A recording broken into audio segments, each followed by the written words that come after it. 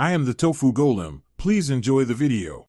You start by confirming you control the account and have evidence ready. Enter your username and the email tied to the account. This speeds verification. Next, collect purchase records, transaction ID and dollar amounts, so support can validate billing. Also capture screenshots of errors, device model, OS, and app version because these details reveal reproducible bugs. Once done, you're ready to open the ticket with complete, organized info so the process moves quickly and avoids back and forth.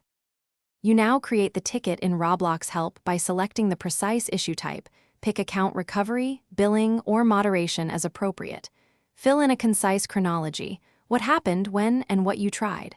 Attach screenshots and receipts directly. Once uploaded, these cut response time.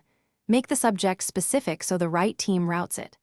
After submission, note the ticket ID and expected response timeframe. This lets you track progress without resenting the same information. You finish by actively monitoring the email and the ticket portal for replies and respond within 24 to 48 hours to any evidence requests. If support asks for identity proof, send documentation that matches the account name and recent transactions so they can close the case. Once resolved, confirm changes and secure your account with a fresh password and two-step verification. If you don't get a reply, try clearing cache, using another device, or reopening the ticket with the original ticket ID.